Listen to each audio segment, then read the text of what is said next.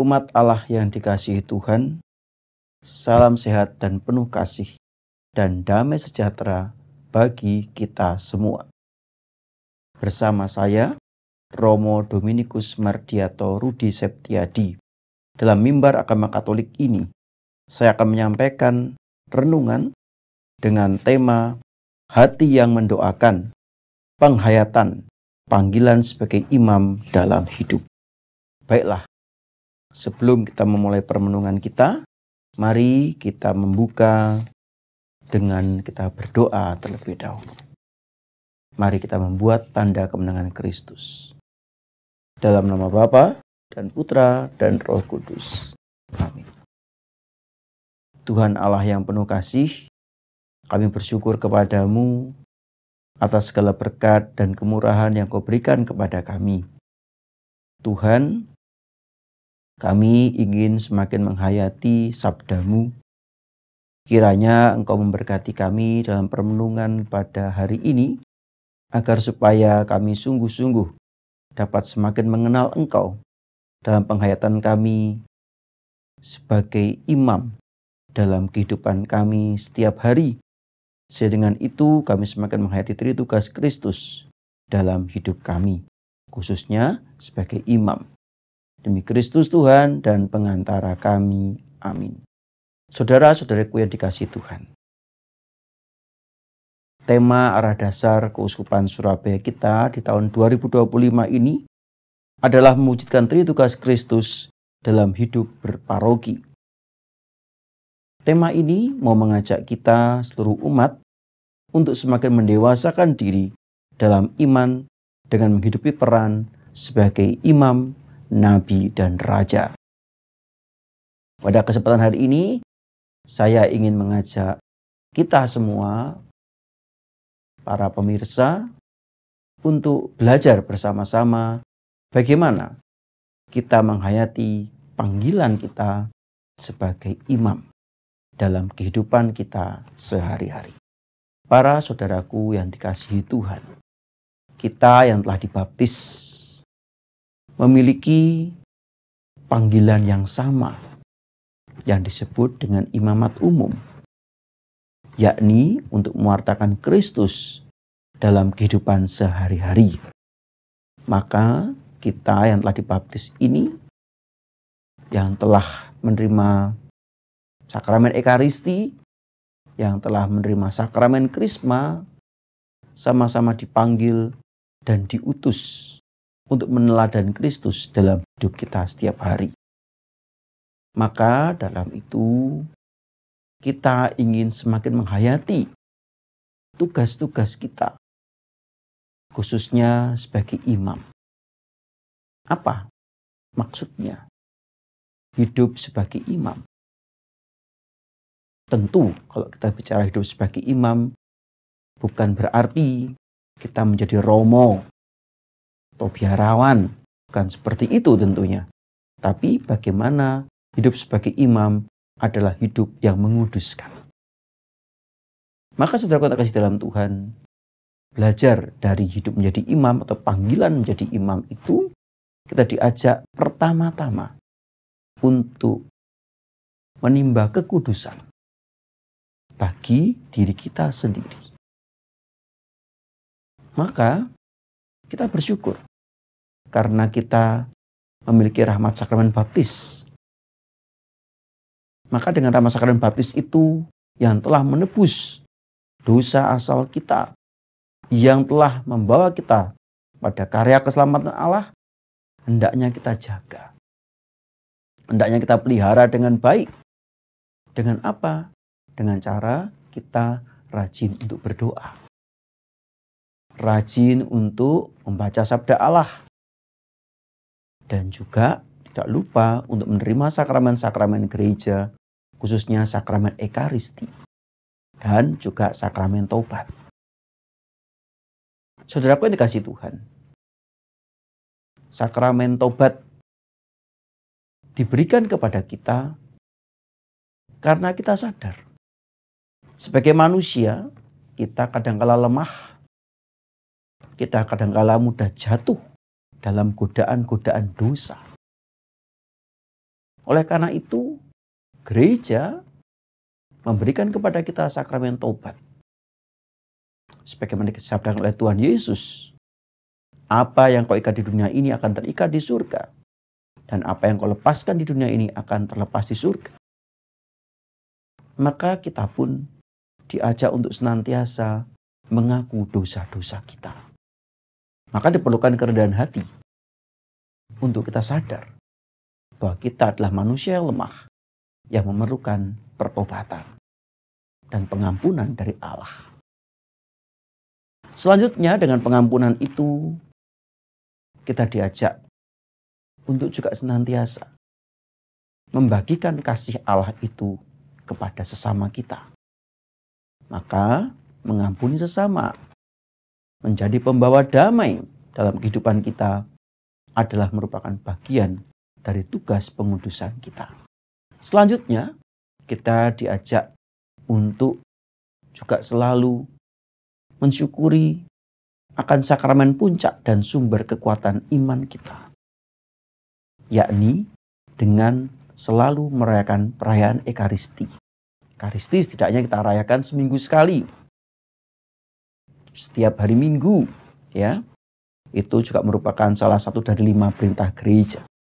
Merayakan perayaan Ekaristi pada saat hari Minggu dan hari-hari besar yang disamakan dengan hari Minggu. Maka dengan merayakan Ekaristi, kita akan menimba kekuatan dari Allah sendiri. Kita akan menimba damai dari Allah sendiri. Kalau kita makan makanan jasmani, nasi, jagung, dan sebagainya, ya, kita mendapatkan nutrisi, kekuatan dari makanan-makanan itu. Maka diperlukan pula nutrisi dan makanan rohani bagi jiwa kita. Maka Ekaristilah yang dapat memberikan kita kekuatan rohani itu. Maka jangan sampai kita kemudian melupakan, melalaikan perayaan Ekaristi. Apalagi zaman sekarang, bahkan di pelosok desa terpencil pun ada gereja, ada stasi setidaknya. Kita bisa bertanya, misalnya kita keluar kota, ya, kita bisa bertanya, di sini gereja terdekat di mana? Sehingga kita bisa mengupayakan untuk tetap merayakan Ekaristi. Sehingga jiwa kita tidak kosong, jiwa kita tidak kering, namun selalu diberikan nutrisi rohani itu. Inilah saudara terkasih dalam Tuhan, yang pertama-tama kita bisa lakukan untuk menguduskan diri kita. Selanjutnya, kita juga diajak untuk selalu bersyukur. Nah, kalau kita bicara soal syukur, kadangkala kita selalu menganggap, saya bersyukur kalau saya dapat berkat, dapat uang banyak, dapat rezeki, dapat lotre, atau mungkin saya dapat kekuasaan, atau mungkin saya dapat apa gitu ya. Bukan itu tentunya dari ajaran Gereja Katolik. Kita bersyukur atas apa yang telah Tuhan berikan kepada kita. Apapun itu. Termasuk penderitaan, termasuk permasalahan kehidupan. Ketika kita bisa mensyukuri rahmat Allah, apapun itu yang kita terima dari Allah, maka hidup kita pun akan menjadi hidup yang penuh kegembiraan dan penuh cinta. Dan ini tentu akan menguatkan kita. Akan menjadikan kita semakin hari semakin dapat melihat bagaimana cara Allah mencintai kita. Mungkin melalui permasalahan yang kita hadapi, Allah ingin menyatakan kehendaknya kepada kita. Mungkin melalui penderitaan yang kita alami, Tuhan ingin menyatakan rencana yang indah kepada kita. Maka jangan lupa untuk bersyukur. Firman Tuhan sendiri mengatakan, dengan kita bersyukur, maka kita akan menemukan kasih Allah. Akan menemukan cara Allah untuk mendidik kita. Dan yang ketiga, kita diajak untuk juga senantiasa berkorban. Kurban di sini bukan berarti kemudian kita harus berkorban apa, materi, dan bukan itu. Ya, makna kurban bukan itu. Namun kurban di sini adalah semacam pemberian diri kita. Yesus sudah memberikan dirinya sehabis-habisnya untuk Anda dan saya. Dengan wafatnya di kayu salib, namun ia bangkit. Maka saudaraku yang dikasihi Tuhan, kita juga senantiasa diajak untuk berani berkurban.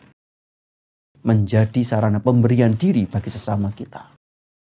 Contohnya dalam keluarga.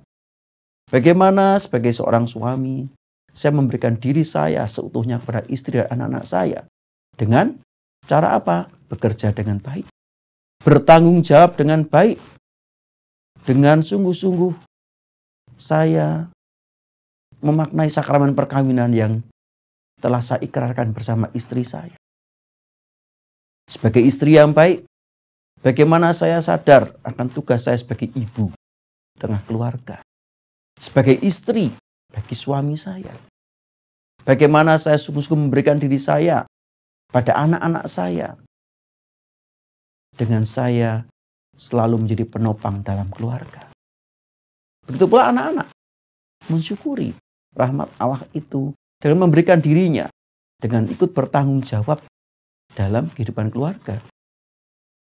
Zaman sekarang kadang-kadang anak-anak muda sibuk dengan dunianya, sibuk dengan gadgetnya. Nah, mari kita mencoba untuk membangun komunikasi yang baik dalam keluarga.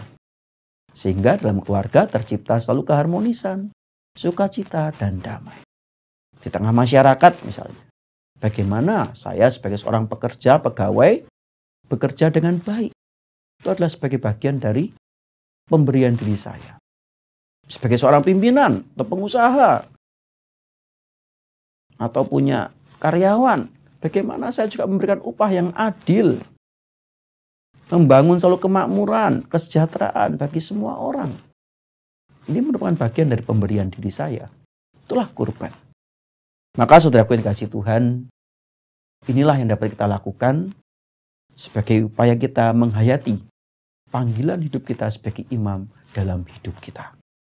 Oleh karena itu, mari kita ingin mohon rahmat Tuhan agar supaya Tuhan memampukan kita untuk semakin menghayati panggilan hidup kita sebagai imam dalam kehidupan kita, sehingga dengan itu kita dapat semakin memuliakan Allah dan dapat menjadi berkat serta berbuah bagi sesama kita. Berkat Tuhan menyertai kita sekalian. Umat Allah yang dikasihi Tuhan, demikian tadi renungan mimbar agama Katolik bersama saya, Romo Dominikus Mardiato Rudi Septiadi, dengan tema Hati yang Mendoakan, Penghayatan, dan Panggilan sebagai Imam dalam Hidup. Terima kasih atas perhatian Anda dalam perjumpaan ini. Dan saya akhiri perjumpaan ini dengan kita berdoa dan mohon berkat Tuhan. Mari kita siapkan hati kita. Dalam nama Bapa dan Putra dan Roh Kudus. Tuhan Allah kami, kembali kami bersyukur kepadamu atas segala berkat-Mu yang Kau berikan kepada kami. Juga untuk perjumpaan kami di mimbar agama Katolik dengan tema Hati yang Mendoakan, Penghayatan Panggilan sebagai Imam dalam Kehidupan. Ya Tuhan, semoga kami dapat semakin menimba semangat dari-Mu melalui sakramen-sakramen gereja yang kami rayakan dan kami hayati dan hidupi. Kami juga dapat selalu menguduskan diri kami, menjaga hati kami, dengan kami selalu berdoa, merenungkan sabda-Mu, dan merayakan sakramen-sakramen gereja dalam kehidupan kami. Kami juga ingin mensyukuri hidup kami ya Tuhan, dengan apa yang Kau berikan kepada kami. Kami juga ingin memberikan diri kami sebagai kurban yang indah, kurban syukur kami, untuk semakin memuliakan nama-Mu dan dapat menjadi berkat bagi sesama kami. Akhirnya Tuhan, pimpinlah langkah kami selalu, pimpinlah keluarga kami, komunitas kami, dan seluruh hidup kami, agar supaya hidup kami pun selalu berkenan kepada-Mu dan dapat menjadi saluran cinta-Mu bagi sesama kami. Semua doa yang jauh dari sempurna ini kami serahkan ke dalam tangan-Mu, sebab Engkaulah Tuhan kami, kini dan sepanjang segala masa. Amin. Kemuliaan kepada Bapa dan Putra dan Roh Kudus, seperti pada permulaan, sekarang, selalu, dan sepanjang segala abad. Amin. Terpujilah nama Tuhan Yesus, Bunda Maria dan Santo Yosef, untuk selama-lamanya. Tuhan bersamamu dan bersama rohmu. Semoga saudara sekalian, kita semua pendengar mimbar agama Katolik, dan dimanapun kita berada, selalu diberkati oleh Allah yang Maha Kuasa, Bapa dan Putra dan Roh Kudus. Amin. Dengan ini, acara mimbar agama Katolik kita pada hari ini sudah selesai. Syukur kepada Allah.